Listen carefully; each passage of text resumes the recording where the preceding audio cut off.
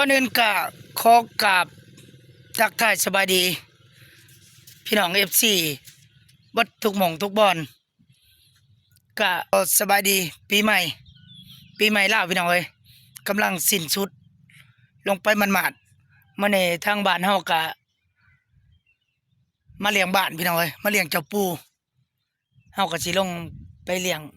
เจ้าปู่เฮาก็มีการเผามาเฮ็ด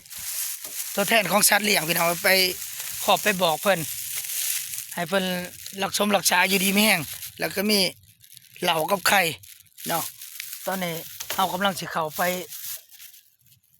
บอนหอเจ้าปู่อยู่ทางด้านนั้นพี่น้องแต่นี่ไปกับบ่ไกลกันเฮาเข้าไปเบิ่งกันเลยว่าเพิ่นเฮ็ดแบบใดตอนนี้เฮาก็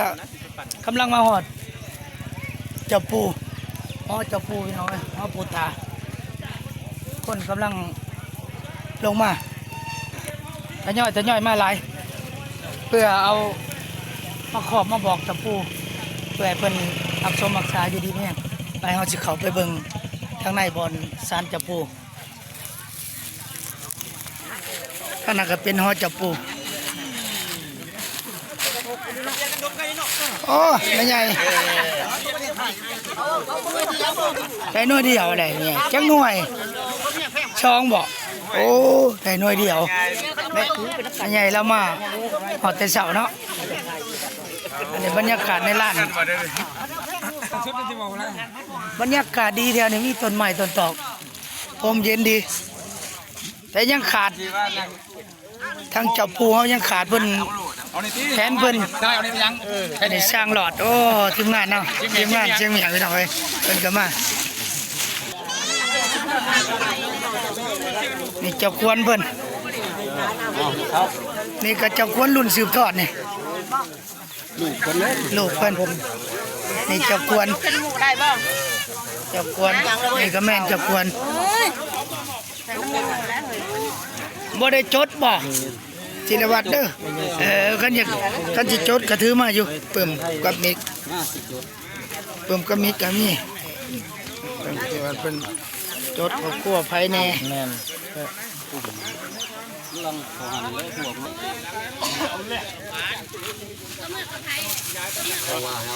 เอาเจ้าควรขอบอกไงเนี่ยครอบครัวคนบ้านนอกก็อยู่ดีแม่งหักสมมักษาเด้สัจจาวาสิ่งก็ได้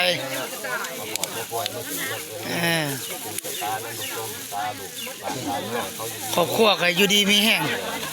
โศกมันลำเรื่อยๆเอามีเงิน10,000เอาตั้ง10,000มีหรือว่าเงิน10,000กีบมีไข่1หน่วยเหล้า1ป่องจากนั้นโอ้ทั้งอันพ่อใหญ่เพิ่นมีงัวหลายควายหลายเนาะเพิ่นเนาะหลายเอามาขอบบอกหมดรถกระบอกเด้ไปบ่อยค่ามาบ่อยของโดยไปดูไทยดูหน้ากับบ่ให้ของให้ค่าอันนี้ของมาไหวมีหมูของรวมบ้านเพิ่นเอามาขอบมาบอกเจ้าปู่ใช่ฉันคือปีก่อนคือเห็นเจ้าปู่เจ้าย่านั่งอยู่คือเห็นยังบ่ทันนั่งแล้วคงบ่ทันได้คือเห็นเอามาปีก่อนน่ะบ่โอ้ยังไงเพิ่นคือมานั่งเรื่องเนาะมานั่งกันแม่นยืนนั่งอยู่อย่างกัน3โดยเจ้าควรที่คนกันนั่นคือว่าให้เฮียงกันผูกแขนให้เรียบร้อยอีกมัดแขนมัดมือให้ครับผู้นี้เอาหญ้าค่าเนาะขอดเอาเนาะโอ้หญ้าค่าตัวแทนของสัตว์เพิ่นหัวควายเพิ่นมาขอบอกโอ้บรรยากาศแถวนี้คักหลายพี่น้องเอ้ยแถวนี้เฮ็ดครัวเฮ็ดสะพานข้ามไปนี่ก็เฮ็ดศาลานั่งอยู่ทางนั้นก็คักได้มีบรรยากาศดีร่มเย็นแต่สมัยก่อนมันจะมีต้นตะเคียนทองอยู่หั่นต้นใหญ่เลยพี่น้องแต่ตอนนี้เพิ่นเอาไปเลยต้นใหญ่ เดี๋ยวนี้ยังเหลือถึงแก่ไม้ย่างโอ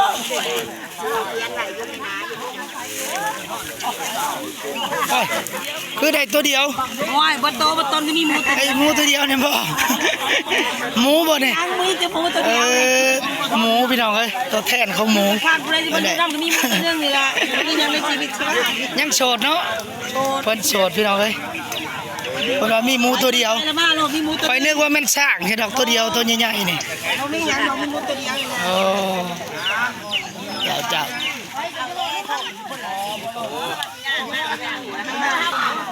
หอเจ้าปูย่ำเช้าๆห่มดิแต่ละคนก็ถือมาบ่จัก หัวย่ามากินนี่ งัวจักข้วยโอ้พวกนี้ก็ข้วยบ่หรืองัวนี่ทั้งงัวทั้งข้วยนํกันเลยโอ้คักเนาะเพิ่นเอาอันเอากระดานเฮ็ดนี่คักเลยอยากฆ่าเฮ็ดคักเอาได้เอากันเปล่าเป็นตัวแทนโอ้แต่ละคนก็มีคือกันเนาะเรามีไข่เงินผู้ละ10,000กีบเนาะเอาให้เจ้าปูเจ้าตาเพิ่นขอบอกเอาเข้าไปขอบอกให้ฮักสมบักชา จือลูกจือหลานเลย เอาเขาขอบเขาบอกเจ้ามีช่างตัวเดียวเพิ่นก็มาขอบมาบอกนี่ ขายมีหมูตัวนึงกูขายนี่กูไม่มากดอก แง่เพิ่นนะให้มันออกลูกก็ตลอดปลอดภัย ตาเอ้ยคุยเรื่องนะดีไม่แห้งนะเต่า ให้มาบอกโชคบอกลาบแน่เนาะถือเจ้า6ตัวนี่คันถือ6ตัวนี่สิมาเฮ็ดให้ไหม้ฮอดจะปูเพิ่นนี่สิมาสร้างให้ไหม้คันผู้ขาถือเลข6ตัวนี่สิฮอใหญ่กว่านี่ฮอจะปูนี่ก็สิมุ่งยกโครงหลังคา มาน้ำปีนี้ สถานที่บนศาลาพักเช่าในกระเชียดกันว่าผู้ขา ราคาน้ำชุมรักษา ถึกเล็กถึกหวย ปลาได้ หรือว่าถึก ช่วยแล้ว หาเงินนะคำโศกมันกระชิมาเห็ดและคันใด รักใหม่มีผู้ใดมาปั่นแล้วไปเนาะ ในลาย ปั่นแน่ โดย ด้วยไปขอเองไปได้อีก อ่ะขอบมาบอก โอ้ลุงมี่นี่หลายเนาะเพิ่นเนาะ งานนี้ ออนซ่อนซื้อเพิ่นพี่น้องเลยลุงมี่มีชมซื้อเพิ่นนี่ โอ้ยผู้ตายป้าฉัน ลุง ตายป้าของ กล้วยจักโตจ้ะ ห้วยก็หลายตัวเติบอยู่แล้วบ่ได้นับได้บ่รู้ มีแล้ว30-40ข่อยเป็นในคอกเจ้ามื้อน่ะข่อยนับเบิ่งคือว่า30ปลายงัวก็หลายนี่คนที่มีงัวหลายพี่น้องสมชื่อเพิ่นชื่อมี่นี่ก็ควยของสาวนี่แปะเงินไกกันดิเงินอยู่นี่เลย โดย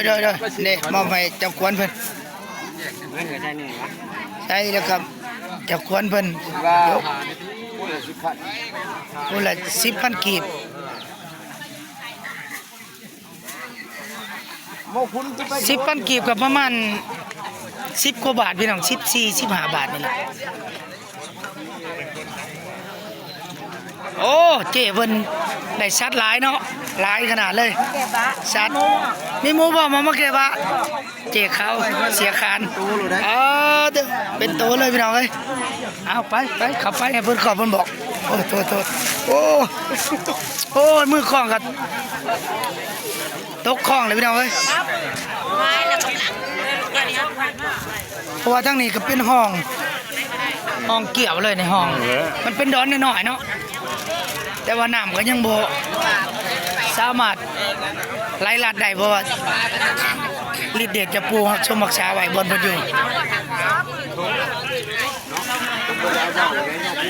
ว่าผมเข้าถามกันว่าสิถม โอ้ทั้งเจ๊ขาวเสียคานบ้านเฮาเพิ่นได้สมความมุ่งมั่นปรารถนาเพิ่นก็มาแก่หมูตัวหนึง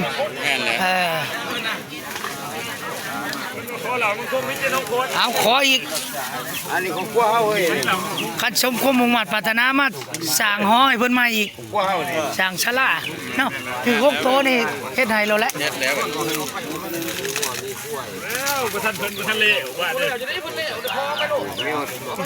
เทียนเลยยังได้บอกเลยเว้ยไปแล้วนะก็ได้ เราก็ป้องเป็นบ้านสบายลูก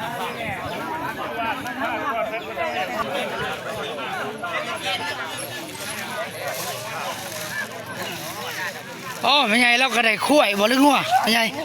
งัวเนาะส่วนหลายเดียวนี่มีแต่งัวคุ้ยเบิดเนาะยังอยู่บ่หลายพอเท่านี่ยังหลายเติบบ่เจ้าเพิ่นยังมีคุ้ยอยู่นี่คุ้ยแต่ว่าคุ้ยยังหลายเนาะเจ้าเนาะยังใครอยู่ยังมีอยู่สาวแต่ว่าเฮานี่เบิดแล้วบ่มีบ่โตคุ้ยยังแต่งัวก็บ่หลายไปรอเบิ่งเห็นมาแล้วกล้วยเจ้าโอ้ยหลายในของเต็มเลย โอ้ เนี่ยมันหนองลูกคือสิซ้ำสิกินหนองมันเนาะ โอ้คือมันเลยโอ้ยกินเลยบางทีกล้วยก็ออกหัวก็ออกกินตัวไหน กล้วยนี่งัวนี่บ่แม่นอยากหอดร้อย ก็ 60นี่แหละ บ่ให้พวกก็หอดอยู่บ่ให้พวกเราได้รถขี่เงื่อขี่กับเตี้ยหลุดก็เก่าๆอ่ะขายอยู่ว่าแล้วพวกโดน ขายกล้วยแต่ละปี บ่ได้ขายยัง อะไรยังขายแต่สัตว์เนาะแต่ละปีแต่ใดยังก็ขายชื่อ ขายชื่อที่ไปขายยังเท่าก ล้วยทึกใหญ่ยังจะโตดิน ก็ยังอยู่ประมาณ2ตัว3ตัวนี่แหละ ลำเต็มข้อกันยังบ่ บ่ออกแล้ว ออกแล้ว ออกแล้วแบบว่ามันมีรับติดข้อเลยแบบว่า ขายออกเนาะ โอ้ยมันใหญ่เลยนะ มันใหญ่เต็มที่ มันใหญ่ เต็มเถื่อนยากเนาะ ญาติ แน่ได้ยังโตเบิ่งกล้วยบ่ลึงงัวกล้วยบ่ลึงงัวนี่ นี่ป่ะ ว่างัวนึมา งัว งัวเนาะจักโตหลายโตเด้อ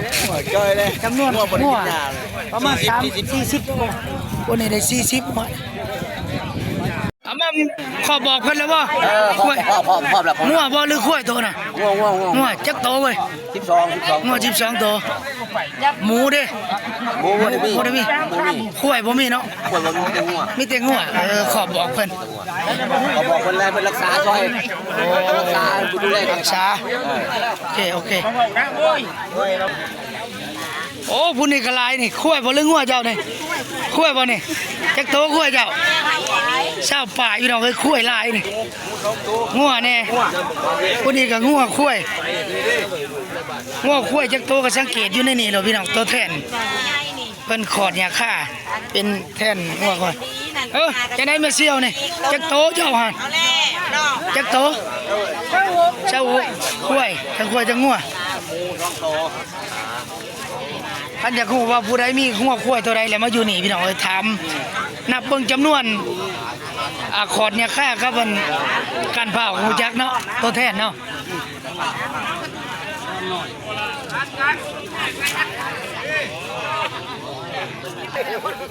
โอ้ท่านผอเพิ่นคุ้ยบ่หรืองัวเนาะจักโตเจ้า32โตหัวเพิ่นมีแต่แม่นเพิ่นพี่น้องเอ้ยงัวคุ้ยบ่หรืองัวเจ้างัวหลายแต่งัวเนาะ มีแต่งัว บ่มีบ่คุ้ย บ่ บ่มีท่านผอเพิ่นเอาเข้าไปในขอบอกเพิ่น นี่จะซื้อมาไว้ครับ โอ้เพิ่นได้คุ้ยบ่หรืองัวเจ้างัวคุ้ยงัวโอ้ท่านน้องในบ้านเพิ่นเบิ่งงัวบ่นี่ งัว จักโตงัวนี่ 70 ที่พี่น้องหลายขนาดนี้ทานน้องในบ้านเนาะหลายงัวนี่ครอบครัวละ70 50 20งัวนี่หลายห่มต้นไม้ งัวของกู โอ้เพิ่นได้งัวพี่น้องเอ้ยขอบอกไปเข้าไปทางในใหญ่ขอบอกเพิ่นแต่ว่าเฮ็ดอยู่นี่แล้วครัวจัดการเรียบร้อย แต่งแล้วย่อลงไปชวนกินอยู่หั่นบ่ แล้วมีแต่ว่าไอ้น้องเฮามาครบงั้นมันแล้วที่ว่าได้กินคู่คน ได้กินคู่คนเนาะบ่อนลงมาร่วมในบ่อนสารจับปูเนาะโอ้จ้า ขอความสะดวกก็ซั่นซะ เด้ออยู่เถียงหลังนั้นแม่นเขาเจ้าคั่วหมูหลังจากคั่วหมูแล้วเขาเจ้าก็สิย่อลงมาจัดอาหารการกินสู่กันกินอยู่หอเจ้าปู่พี่น้องเอ้ยมาสู่กันกินแต่ละคนก็สิได้กินนํกันเฮาสิเข้าไปร้านศาลเจ้าปู่อีกก่อน โอ้ได้หยังเจ้างัวหรือข้วย งัว งัวนี่ประธานป่าป่าเฮาได้หยัง เด็กใครครับ ได้จะไข่ประธานป่าป่าเฮาพี่น้องเอ้ยนี่นำป่าป่ามาจากกรุงเทพเพิ่นกันโอ้คักหลายเพิ่นไปมอบให้เจ้าควรเพิ่นทางในเมื่อได้สิได้กลับ ลงมา โอ้วันที่25สิได้กลับบ้านอันนี้ประธานป่าป่าเฮาที่นำทีมป่าป่ามาทอดบ้านเฮาได้แสนกว่าบาทเมื่อกี้นี่ก็ได้พี่น้องเอ้ยก็ขอขอบคุณขอบใจขอบคุญขอบคุณพี่น้องทางฝั่งไทย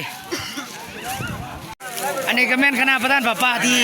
นำป่าป่ามาทอดเมื่อกี้นี่พี่น้องเอ้ยเมื่อได้สิได้เมื่อบ่เปรมคนหรอโอ้วันที่25เด้อนั่นสิบุญปีหน้าเป็นไดสิได้มาอยู่บ่ป่าป่าเฮาทางเบิ่งเนาะโอ้บุญนำตั้งต้นนะโอ้บุญนพรเจ้าขอให้เป็นบุญเป็นกุศลนำเด้ออยู่ดีมีแห้งโอ้เจ้เพิ่นอีหยังแหละเอามาขอบเพิ่นงัวเนาะโอ้งัว แล้วก็ไก่ตัวหนึ่ง นี่ได้งัวหรือขั้วเจ้าเจ้เพิ่นทั้งหมูหมาเป็ดไก่แม่นเบิดขอบบอกเพิ่น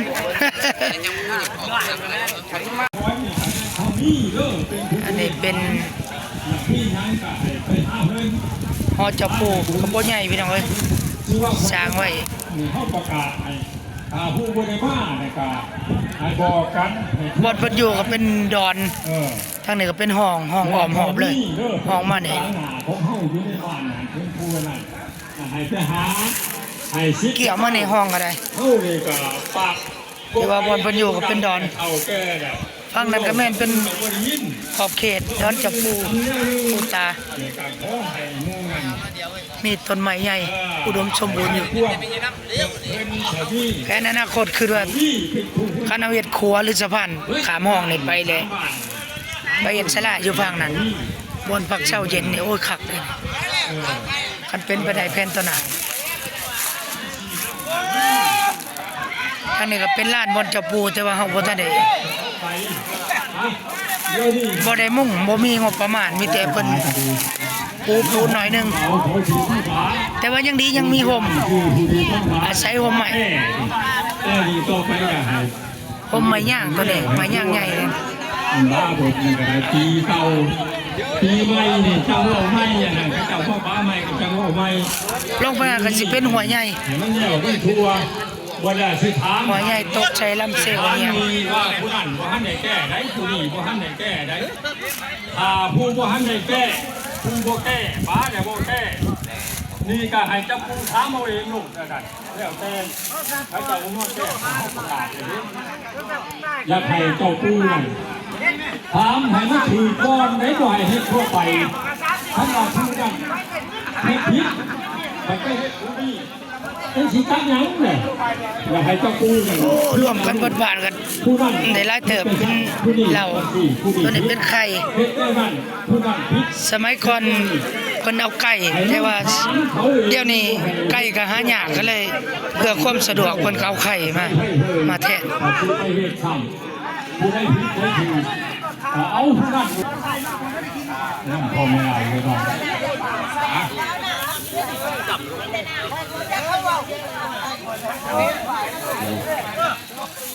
เป็นบรรยากาศในร้าน อย่างระเบียบกฎหมายเนาะ ก็สิมีแต่บ่อยากซึมๆแน่พี่น้องเอ้ย เพิ่นก็บอกไปหลายขั้นตอนเนาะนั่นนี่ก็เพิ่นบอกไปแล้วก็สิบ่ได้รับเนาะครับก็ปีกตาคือตาเทวดาวิเจ้าพระรัตน์แล้วมีเป็นสักปีดีมากนะครับเกิดกินน้ำแล้วบอกเลย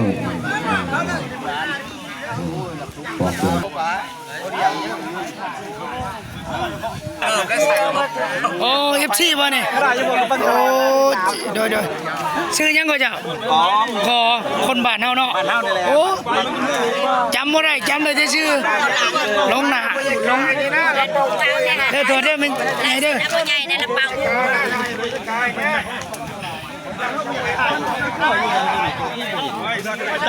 เอาเป่าวงนูพ่อใหญ่เป่าวงนูเป่าให้ฟังนะเป่าให้ฟังนะคือสีม่วนๆสนัยพี่น้องเอ้ยเฮ็ดด้วย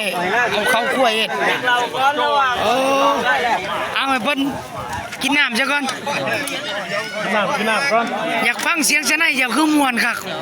เฮ็ดหมูบ่ เอาลองเบิ่งให้ฟังหน่อย กินน้ำก่อน ไปถามผู้จักเขาว่า หายากได้ตัวนี้นี่สูญหายแล้วบ้านเฮานี่มีอันเดียวนี่โอ้ชะไนนี่ได้ อ่ะ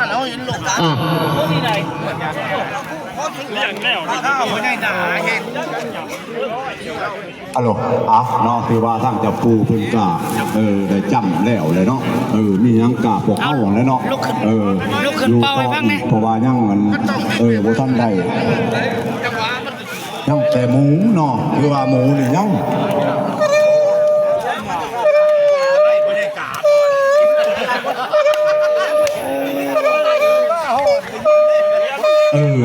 ทางเจ้าปูเพิ่นก่อนเนาะเพราะว่าทางหมูนี่ยังเนาะคือว่าหัวมันให้เอาเข้ามาพี่หัวหมูที่ว่าบะบุญเนาะว่าของร่วมเขาเขามาเพิ่นว่าเนาะถ้าว่ายังหัวยังมันก็เอาเขามาให้เจ้าปูเด้อไปเรื่อยๆตามจังหวะมันเลยเนาะ ว่ากันกินเนาะ โอ้เป่าเลยหมุนไปตามจังหวะมันเลยพี่น้องเอ้ย อันไหนเลยเนาะเพราะว่าท่านมาได้เรื่องเลยไอ้คู่อ่านนะเพราะว่าตาว่าเลี้ยวเนาะเป็นหัวเป็นหูเนาะเอาของมาพี่ได้เนาะ โอ้คักแล้วโอเคบ่ยังคุยเลยโอ้ ที่บะบนเนาะทางว่ายังกระบ้านรังก็ได้เนาะ เอาข้าวคั่วหน่อยเนาะ อันกาหมูเด้อให้เอาเขามาพี่เนาะ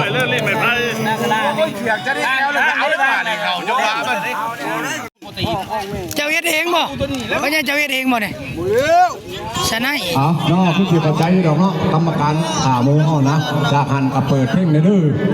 ประธานการเฮาก็ได้เนาะ วดสงเจ้าปู่เจ้าตาบ้านนี่ขอน้ำผ้าน้ำพ้นตู้คนแห้งขนาดถาดเลยแห้งไปดิตู้ตกไหลคนพายุเจ้าปู่เจ้าตาเฮาแล้วบ่มี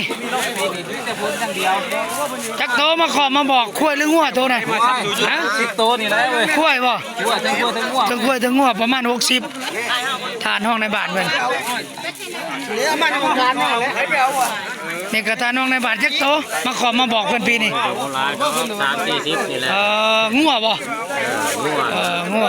หลายแต่งัวเนาะไผก็หลาย 30กล้วยประมาณ10ปลาย โอ้คุ้ยก็ยังหลายเด้อเพิ่นนี่ แห้งเลยอยู่ดีแห้ง ขอบอกเพิ่น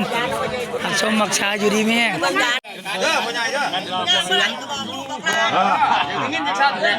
กันวันนั้นได้ห้องก็สิออกเลยเดือนที่4เลยพี่น่ะนี่น่ะน้ำกูจะพูดใครได้พี่น่ะกันมาได้แกมาซื้อ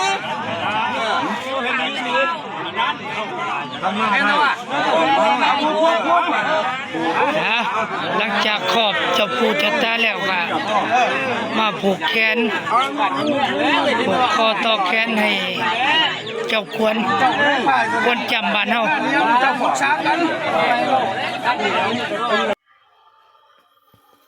มาเบิ่งอาหารการกินกับลาบหมูพี่น้องเอ้ยลาบหมูที่ชาวบ้านเฮามาแก้บาแก้บนเจ้าปู่เจ้าตากินแบบธรรมชาติเลยบ่ได้ใส่ถ้วยใส่บ่วงตักใส่ใบตองแบบธรรมชาติดังเดิมเฮาแต่เก่าก็ใส่ใบตองกินแบบใส่ใบตองเลยพี่น้องเอ้ยคักหลายแต่ละคนก็เอาใบตองมาตักเอาไปนั่งกินเป็นกลุ่มไปกลุ่มมันบางคนก็เอาถ้วยแต่ว่าซุมเฮาใส่แบบธรรมชาติเลยพี่น้องให้นั่งกินใส่ใบตองโอ้คักหลายเสียบๆน้ำกันก็เป็นบรรยากาศหนึ่งอีกหาเบิ่งได้ยากพี่น้องเอ้ยการกินกันอยู่ข้าวน้ำก็ถือมาแต่ละคนก็ต้องถือเอาเขามานำแม่ครัวมันก็จะตักให้บางคนก็จะใส่โจกใบตองนั่งกินโอ้คักหลายพี่น้องเอ้ย หลับหมูต้มหมู